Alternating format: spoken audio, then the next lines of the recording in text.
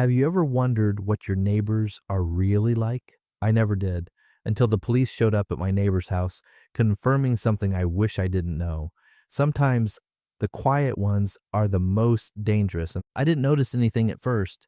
He was just another quiet face in the neighborhood, blending into the background like the hum of streetlights. The kind of guy you'd pass while taking out the trash or walking the dog, maybe give a polite nod to, but forget the moment he was out of sight. That's how everyone was in my neighborhood. Unremarkable, ordinary. The kind of place where the curtains always stayed drawn and the streets were silent by 9 p.m. If you had asked me back then, I would have told you this was a good thing. Peaceful, low-key, no mystery to it. But I think about it differently now. Now it feels like the quiet was hiding something, breathing just beneath the surface. I can't remember the first time I really noticed him. Maybe it was how he always seemed to be outside when I was leaning against his car or trimming the already perfect hedges that lined his yard. He didn't wave or say much, just gave this slow, deliberate nod whenever our eyes met. And his eyes, they were strange, wide, unblinking, like he was always trying to figure something out about you, some hidden detail just beyond his reach. Even then, it didn't seem like a big deal. He was just one of those people who came off a little odd, someone who didn't quite fit, but then the little things started happening. First, it was stuff I could explain away, like hearing footsteps on my front porch late at night. I figured it was a stray cat or the wind, something harmless. Then one morning I found an object on my doorstep that hadn't been there before. It was a small, smooth rock, painted a dull red with no markings on it. A weird thing to find, sure, but it felt so random. I didn't think much of it. I told myself it must have been a kid messing around. It wasn't until I found another a few nights later, a similar rock, this time closer to my door, that something about it started to bug me. There weren't any kids on our street, not anymore. The streetlights outside had this faint flicker that I'd never noticed before. I'd sit by my front window late at night and watch the glow buzz and dim, buzzing again. The air would feel colder during those nights, even though it was the middle of summer. The neighborhood seemed emptier than usual, too. The sidewalks vacant, the houses dark. Standing there at the window, I would feel it, this heaviness, like I was being watched. The feeling got worse on the nights I heard the noises on the porch again, faint scraping sounds, a shuffle like someone trying to move quietly. I started to wonder if it was him, my neighbor. It was nothing more than a hunch, a feeling that lodged itself somewhere in my gut. Intuition, maybe. I've read before that humans are wired to pick up on tiny and almost imperceptible details, micro expressions, changes in energy, that kind of thing. It's how we know when someone's staring at us from across the room or trying to act normal when they aren't. And even when I couldn't see him, I felt his presence, like there was always this spot in my mind tugging me back toward his house. It had this stillness to it, a kind of unnatural quiet. For a place so seemingly ordinary, it always felt wrong. One night after the sun had dipped low enough to paint the sidewalks in shadows, I saw him standing in his driveway, just standing there, perfectly still, facing my house. His hands were shoved deep into his coat pockets, and the faint orange glow of a streetlight caught his face. He wasn't looking at me, not directly, but at my porch. I stayed behind the curtains watching him, and after what felt like an eternity, he turned and walked off slowly. He didn't glance back. The next morning, I stepped outside to grab the paper. Another object lay on the porch, not a rock this time, but an old tattered glove. It looked like it had been left out in the rain for months, its leather cracked and brittle. I poked it with my foot, half expecting to find something inside, but it was empty. Still, it felt placed, not like something someone could have dropped or forgotten, like it was meant for me. After that, I couldn't shake the feeling that he was always watching. I'd see movement out of the corner of my eye, shadows that didn't make sense. When I walked to my car in the mornings, I'd have to stop myself from glancing back at his house, even though I knew I shouldn't. It was like he wanted me to know he was there, always hovering somewhere on the edge of my life, just far enough to seem innocent, but close enough to make my skin crawl. At first, I tried to tell myself it was nothing, just an odd coincidence, but then the sounds started. It always started at the same time, 2:13 a.m., like clockwork. I'd wake up to this faint sound, half thinking it was all in my head, but then I'd hear it again, clear enough to pull me fully awake. At first, I thought it was just the house. Old places make sounds at night, a creak here, a groan there. But this didn't feel like that. The noises didn't belong to the house. They weren't aimless, not random. It started as a soft, rhythmic scratching, almost like nails being dragged lightly across wood. I'd sit up in bed, holding my breath, trying to pinpoint the direction it was coming from. It was always from the walls, somewhere behind them, somewhere too deliberate to ignore. I tried to rationalize it. Pipes, I told myself. Rats, maybe. Something normal. Something that wouldn't keep me lying there, staring at the ceiling, with my ears straining in the darkness. But the sounds never stayed the same. Sometimes it was a faint tapping, slow and methodical, like someone counting out seconds behind the drywall. Other times it was heavier, a dragging, muffled shuffling of something moving against the floor. I'd close my eyes and try not to picture it, the source of that sound. My mind always filled the blanks anyway. And then there were the whispers. I heard those for the first time about a week after it started. It wasn't like voices you could pick apart, just this low, constant murmur slipping through the stillness of the night. It rose and fell as if it were speaking in some strange rhythm, too faint to understand but loud enough that I couldn't ignore it. I started sleeping with my bedside lamp on, hoping the light would make the darkness feel less suffocating, but all it did was throw shadows in places they didn't belong. I wasn't sleeping well. Between lying awake, listening for the sounds, and the way my heart raced every time I thought I heard something new, nights started to feel endless. My days blurred together, each one clouded by the exhaustion that crept further into my body. The smallest noises during the day jangled my nerves, my own floorboards creaking when I walked across them, the hum of my fridge kicking on in the kitchen. It all became too loud, like the quiet of the night was bleeding into everything, filling up the spaces where sound should have been comforting. It was like I couldn't turn it off. They say sleep deprivation does strange things to you. It twists your senses, makes you see things that aren't there. I read once that it even warps your sense of time, like the nights stretch on forever while the days pass in a haze. That's where I was, caught in this loop of lying in bed and straining to hear something that maybe wasn't real. But deep down, I knew it was. It wasn't all in my head. The sounds weren't random either. They were deliberate, almost like they were aware. I tried telling myself it was stress. But then came the night when the noises moved. For the first time, they weren't just in the walls. The scratching started out faint, like always, but after a while it shifted. The scraping sound crept across the ceiling, slow and deliberate, and it stopped directly above me. My pulse was pounding in my chest. For a long time, there was only silence. And then I heard it. 3 soft, deliberate knocks on the wall at the head of my bed. It was so clear I couldn't pretend it was in my imagination. Someone or something was there, acknowledging me. The next morning, I decided I had had enough. I walked over to my neighbor's house, trying to think of how I'd bring it up without sounding insane. When he answered the door, he had the same expression he always did. Calm, polite, distant. I couldn't tell if he was amused or annoyed when I explained in stumbling words that I'd been hearing strange noises at night. He tilted his head slightly, the corners of his mouth twitching in what might have been a smile. Houses make all kinds of sounds, he said, his voice flat. Could just be the pipes. The conversation did nothing to calm my nerves. If anything, it made them worse. The way he looked at me during those few minutes unsettled me. His gaze felt heavier than it should have, like it wasn't just watching me, but peeling something back, trying to get underneath. He didn't even pretend to care about what I was saying. His responses vague and dismissive, but there was something about his expression when I mentioned the knocking. His face froze for just a second, his eyes flicking down and back up again. It was quick, but I caught it. He knew something, and after that, the noises didn't stop, but I noticed something else. Every time I walked past his house, I'd catch this faint smell, like something damp and rotting.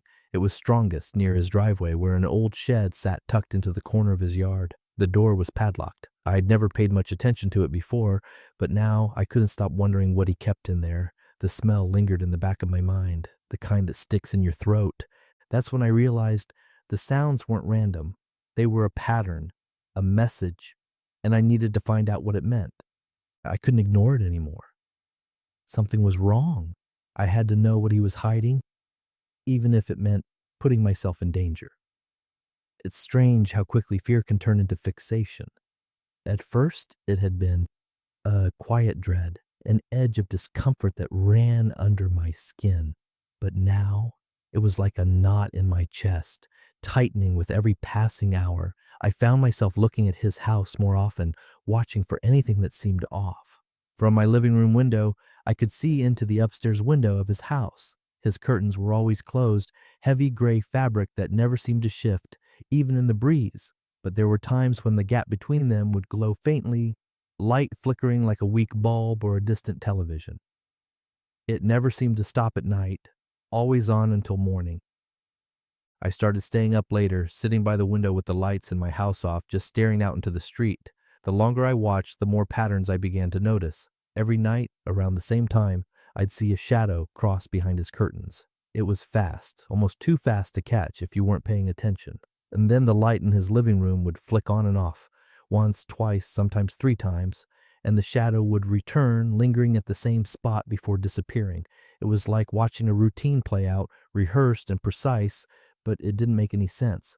There wasn't a sound, no footsteps on his porch or street. Just that light and that shadow moving like they were tethered together.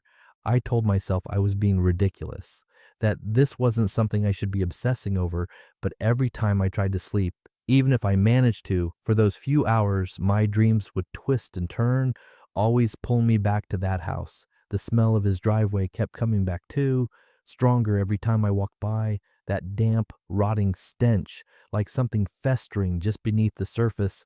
Then, one night, everything changed. It was past midnight, and the streets were wrapped in fog so thick you could barely see beyond the reach of the streetlights. The glow from the lamps spread out in hazy halos, casting soft shadows over the pavement. The air had this sharpness to it, cold enough to sting my face when I stepped out on my porch for fresh air. That's when I saw it. His garage door was open. I had never seen it open before, not once. The light inside the garage flickered weakly, casting pale, uneven beams onto the driveway. For a second, I thought I saw something move in there, a figure hunched low, dragging something heavy across the floor. I froze, squinting into the fog, trying to make sense of what I was seeing. The figure paused, standing completely still, but I couldn't make out any details. My heart was pounding so loudly in my chest I thought I could hear it echoing in the empty street. Suddenly, the garage door slammed shut. The sound rang out through the stillness, sending a jolt down my spine, and I ducked back inside my house before I realized I'd even moved. I stood against my door, listening, half expecting footsteps to follow, but the only noise was the faint hum of the streetlights outside. That night, I couldn't stop thinking about what I'd seen. I tried convincing myself it wasn't a person, that it had been some trick of the light, maybe just a stack of old furniture shifted by the wind. But I wasn't stupid. The way it moved, the shape of its outline, it couldn't have been anything else. I started searching online for stories like mine. It's strange what you'll find when you start looking. Articles about intuition, how humans developed a sixth sense to detect danger long before we had words for it. How fear, when combined with obsession, can push people to do things they never thought possible. I even found a forum thread, a woman talking about her neighbor who used to rearrange the garden furniture on her porch every night, and how she didn't realize his real intentions until he broke into her house. Reading it just made my chest feel heavier. I began watching him more closely after that night. There was something different about him now, something sharper. He moved faster with this jittery energy that hadn't been there before. And his walks outside, they felt purposeful, like he was searching for something or constantly checking his surroundings. Once, when I was outside pretending to water my plants, he looked at me, really looked, his gaze locking onto mine for just a second too long. It wasn't like before. This wasn't feigned politeness or curiosity. It felt like he knew, like he could tell I was watching him just as much as he was watching me. That's when I made up my mind. I needed to know what was happening. Late one night, I waited until the lights in his house went out. I didn't care about the risk anymore. My hands shook as I crept over to his yard, staying low, trying to blend into the shadows. His front door was locked, but the kitchen window wasn't. It slid open without a sound, and there I was, standing in the doorway of his house, staring into the darkness inside. I wish I could say I turned around and left, but I didn't. I stepped inside, and that's when everything changed. The air was colder down there, thicker. Even in the dark, I could feel the walls pressing in on me, but it wasn't the darkness that scared me. It was what I found in it. Standing at the threshold of his basement, my breath felt heavy in my chest, almost like the air was fighting its way in and out of my lungs. The door had been left ajar, just wide enough to show the stairs leading into the blackness below. From where I stood, I could hear it, a faint sound like something shifting, scraping lightly against the concrete. My legs didn't want to move, but somehow my body ignored the screaming voice in my head telling me to turn back. The house itself had already set the tone.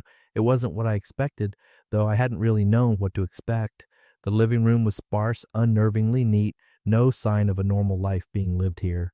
The furniture was mismatched, like it had been picked up over years from random sales, and there was no TV or clock. The walls were bare, except for a few framed photos hanging crookedly in the dim light. I stopped to look at them, but something about them felt wrong. They weren't normal family photos. One showed a man standing alone in front of a car from decades ago, his face too blurry to make out.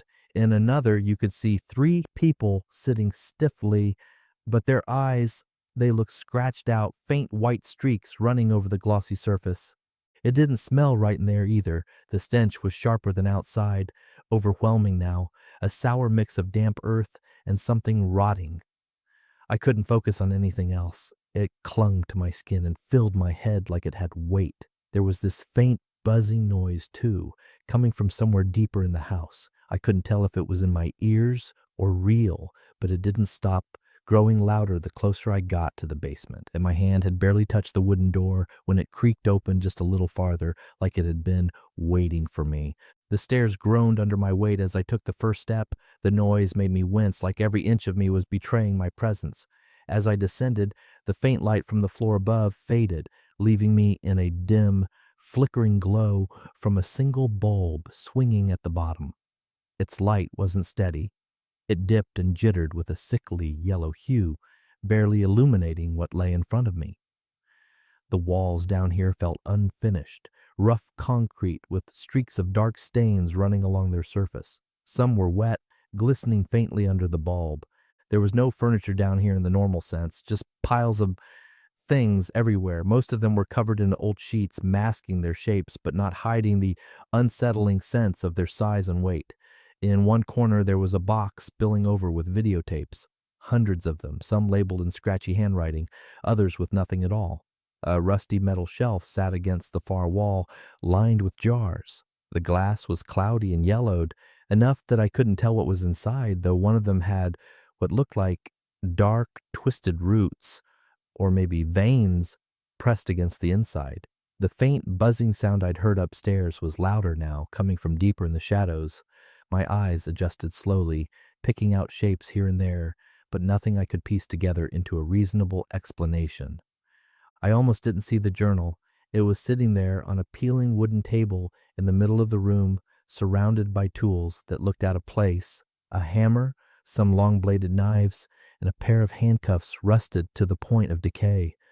The journal's cover was black and scuffed, its edges worn down, like it had been handled 1,000 times too many. My hand shook as I opened it. The handwriting inside started neat, but quickly became erratic. Broken sentences, fragments of thoughts, diagrams that seemed to twist and overlap. I didn't understand most of it, but one sentence stood out, written over and over again across several pages. "They're under the house. Keep them quiet." That's when I heard it.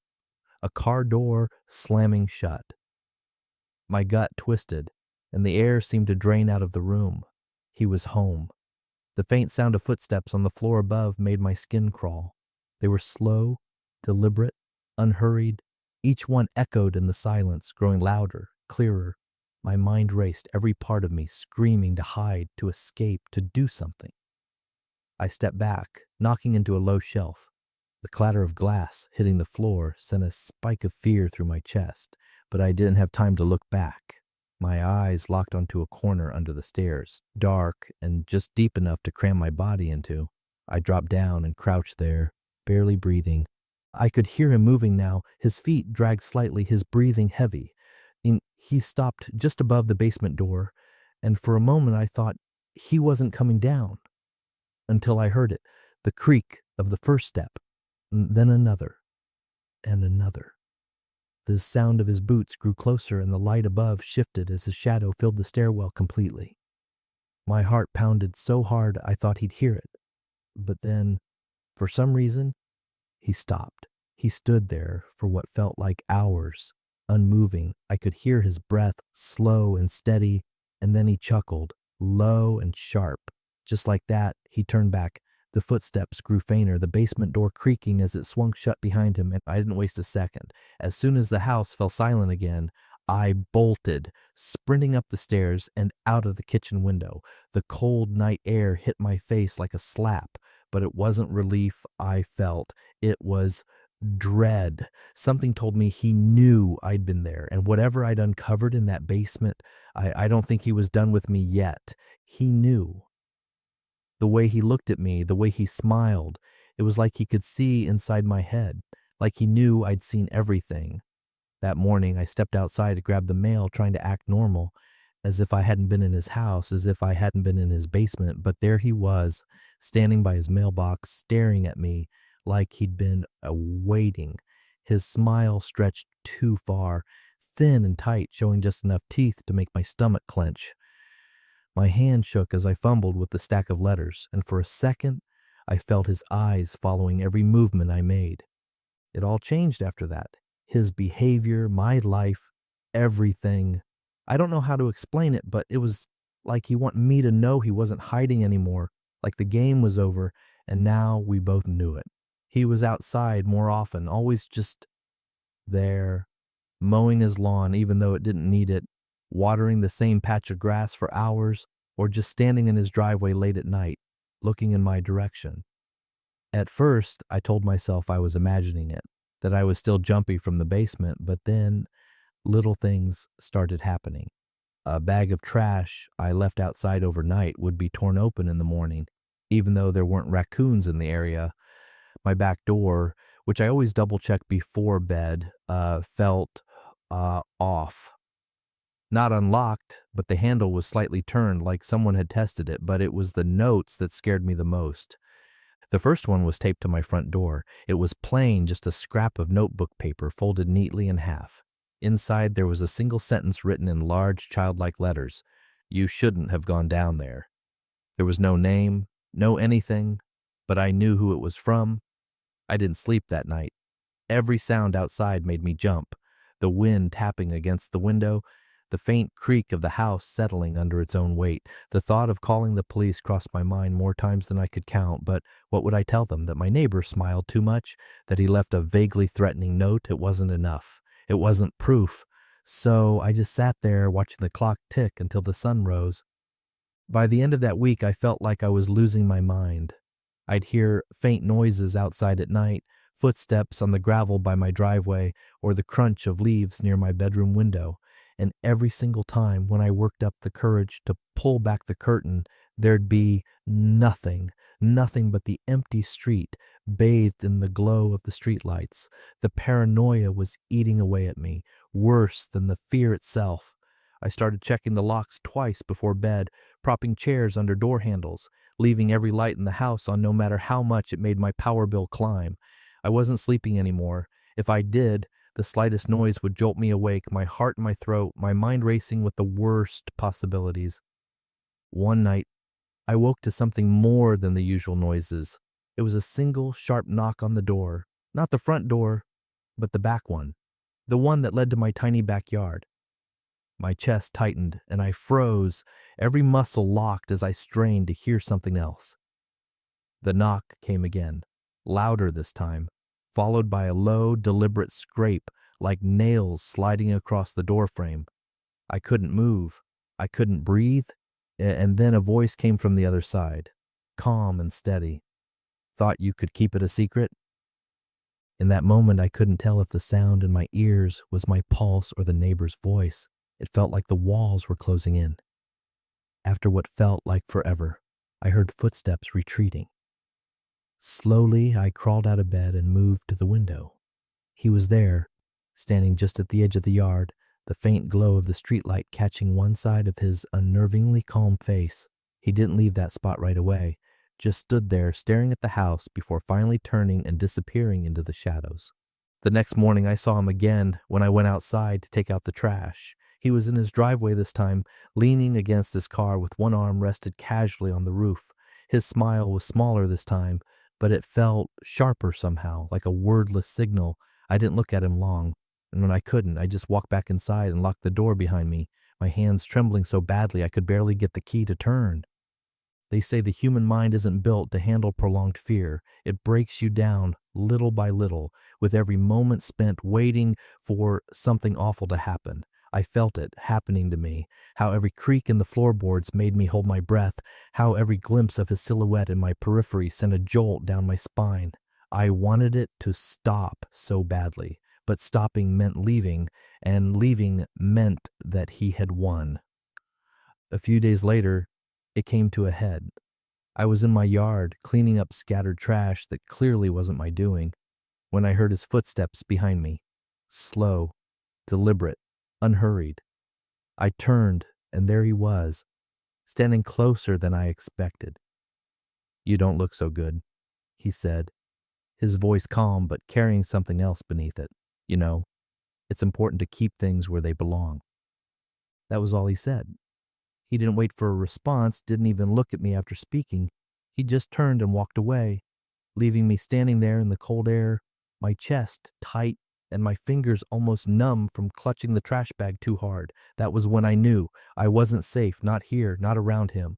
I moved away soon after, but no matter how far I go, I can't escape him or what I found in that basement. Some secrets are better left unknown, but once you've seen them, they never let you go. Even now, I catch myself looking over my shoulder, expecting to see him standing there, just watching, just waiting. I move far away to a new place where nobody knows my name, but it doesn't matter. His silence follows me, creeping into the quiet moments, filling my dreams with whispers through the walls. Do you really know your neighbors? Or are you just telling yourself you do? I'll never forget his face, or the sick way his smile made the air feel colder around me.